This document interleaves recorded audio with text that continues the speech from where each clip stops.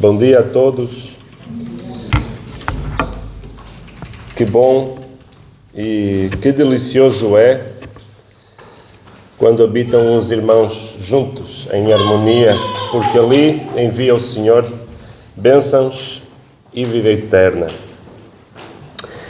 Se me quiserem acompanhar, em 1 Coríntios, capítulo 15, 1 Coríntios, capítulo 15, versículos 3 até o versículo 8. Pois o que primeiramente transmiti a vocês foi o que também recebi, que Cristo morreu pelos nossos pecados, segundo as Escrituras, foi sepultado e ressuscitou no terceiro dia, segundo as Escrituras. Apareceu a Cefas e mais tarde aos 12. Depois disso, apareceu a mais de 500 irmãos de uma vez, a maioria dos quais ainda vive, embora alguns já tenham adormecido. E, em seguida, apareceu a Tiago, e então a todos os apóstolos. Finalmente, como a um que nasceu fora de tempo, apareceu também a mim, diz Paulo. Vivemos numa época em que as pessoas constantemente dizem: eu só acredito naquilo que eu vejo. Mas a verdadeira questão não é bem essa. A verdadeira questão é: qual é a forma correta de descobrirmos a verdade? Sabermos realmente aquilo que é verdade e podemos acreditar. Se eu fizer aqui esta pergunta, eu sei que... Eu vou fazer uma pergunta e sei que a maioria das pessoas que aqui estão vão saber quem é a pessoa e vão dizer: sim, eu acredito que essa pessoa existiu. Existiu o Pedro Álvares Cabral? Para quem não sabe quem é, existiu o Elvis Presley? Alguns dos irmãos que estão aqui, quando nasceram, já não existia o Elvis Presley, muito menos o Pedro Álvares Cabral. Mas ninguém vai usar um método científico aqui para tentar descobrir se é verdade aquilo que eu acabei de dizer. Não vamos colocar o Pedro Álvares Cabral num laboratório. Não vamos repetir a sua existência num ambiente controlado. Não vamos fazer experiências para provar que o Pelé realmente marcou golos, porque isso seria um absurdo.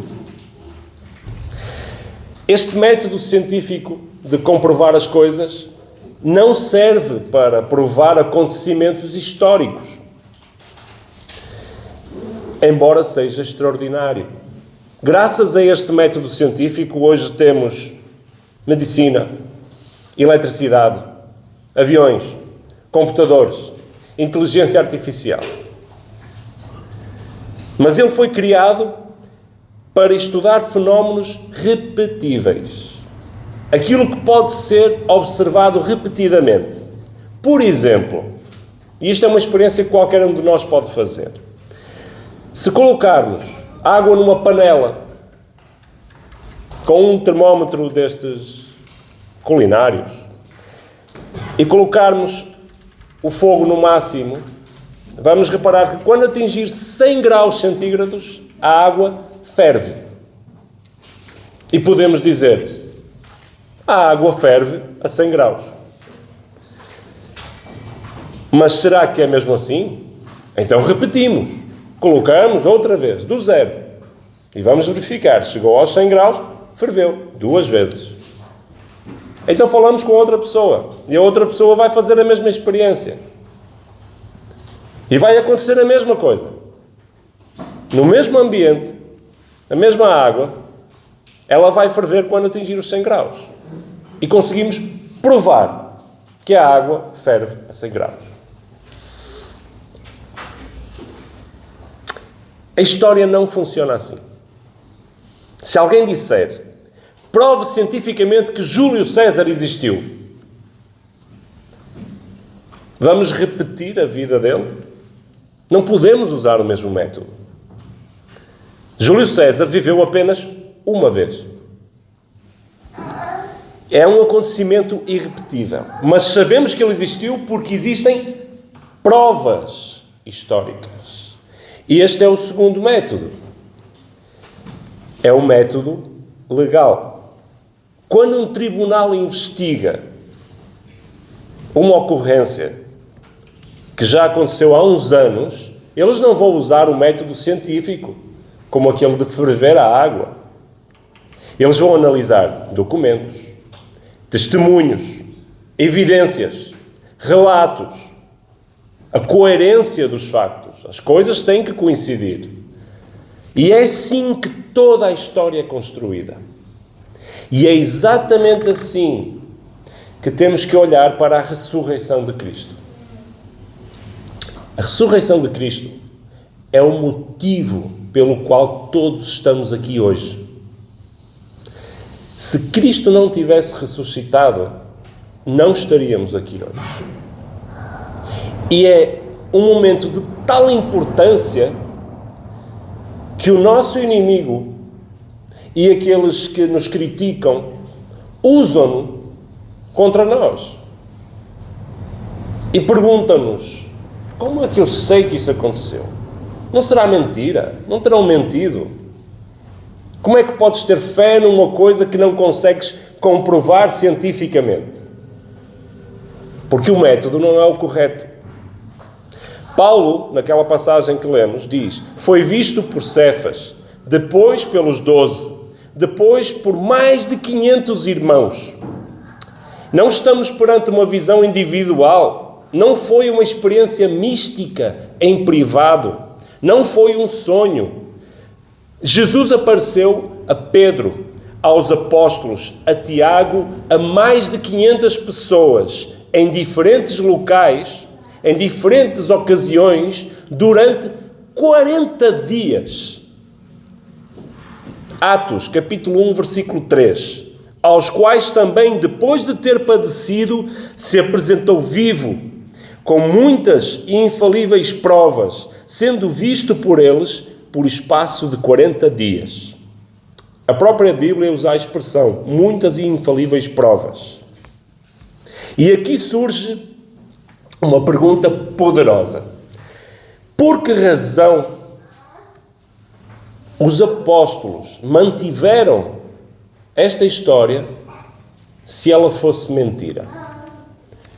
Reparem, os apóstolos sofreram por causa desta história que eles contaram aos outros.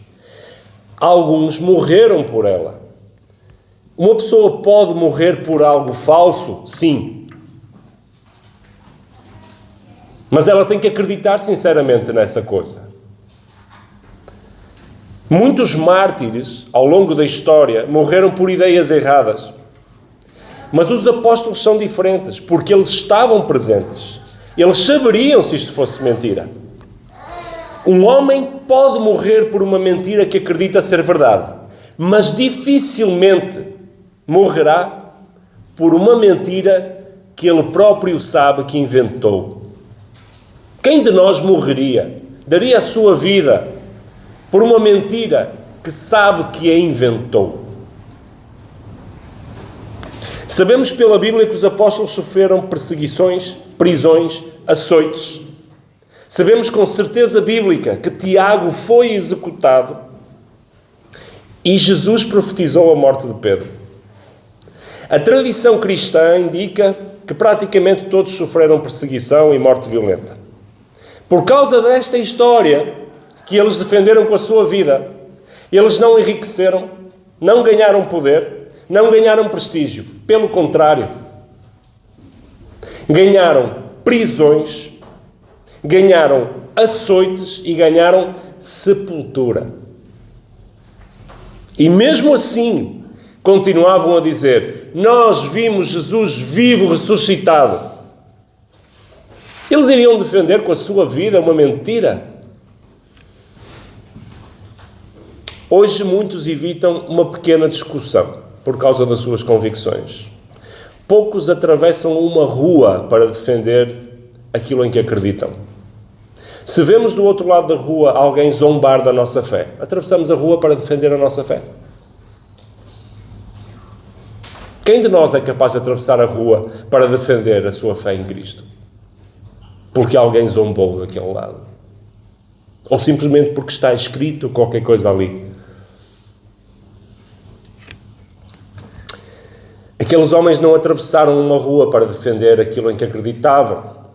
E eles atravessaram impérios, enfrentaram governadores, enfrentaram multidões e enfrentaram a morte.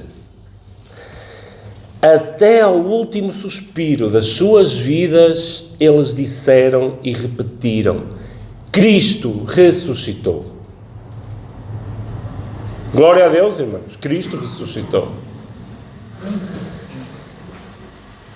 O sangue deles sozinho não prova a ressurreição. O sangue deles pode não provar por si mesmo a ressurreição, mas confirma algo muito importante: a sua absoluta convicção de que Jesus, vivo, ressuscitado, esteve com eles. Se Jesus não tivesse ressuscitado, para todos aqueles que eram contra a fé, bastava terem apresentado o corpo. Está aqui o corpo. Aqueles que dizem que ele ressuscitou, está aqui. Mas isso não foi possível, porque o corpo não estava lá. O túmulo estava vazio. E glória a Deus por isso. Os inimigos não conseguiram apresentar o cadáver. Não tinham essa prova. E os discípulos não ganharam nada por inventar uma mentira. A mensagem espalhou-se por todo o mundo. E todos nós já pensamos nisto. Eu gostaria tanto de ter olhado Jesus nos olhos. Gostaria tanto de o ter visto.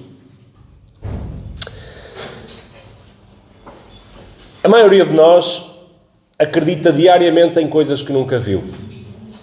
No Pedro Álvares Cabral, no Vasco da Gama, no Cristóvão Colombo, alguns no Pelé ou no Eusébio. Eu sei que alguns viram o Pelé e o Eusébio, mas outros nunca viram. Muito menos num estádio, a chutar uma bola.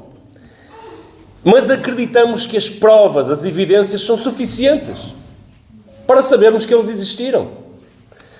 A questão não é, há provas. A questão é, estamos dispostos, estou eu disposto a seguir as provas até onde elas me levam? Porque as provas levam-nos até algo muito sério e muito bom, que é a vida eterna. Há mais de 2000 anos, um túmulo ficou vazio. Durante 40 dias, homens e mulheres viram Jesus Cristo ressuscitado. As suas vidas mudaram para sempre. E o medo que eles sentiram depois daqueles momentos horríveis que viveram, transformou-se em coragem. A dúvida transformou-se em fé. E eles entregaram a própria vida para testemunhar aquilo que tinham visto. Se Cristo ressuscitou, então ele não é apenas uma personagem histórica. Ele está vivo. Ele é o Senhor.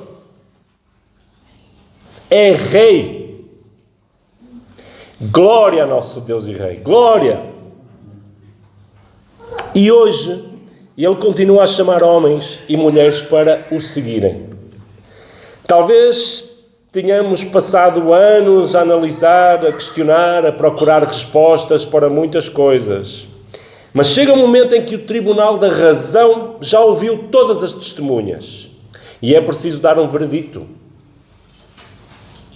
E nós fazemos parte daqueles que devem dar o veredicto.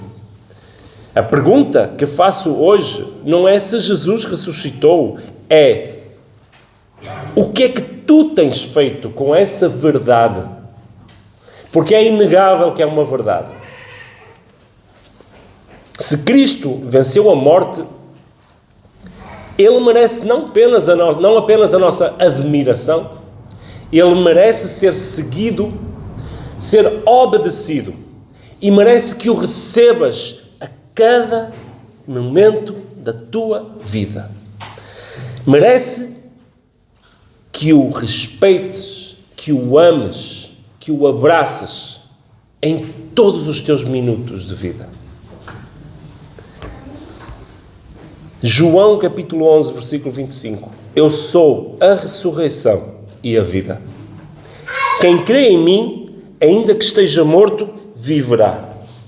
Hoje é um bom dia para entregares a tua vida àquele que venceu o túmulo da morte. Glória a Deus, irmãos.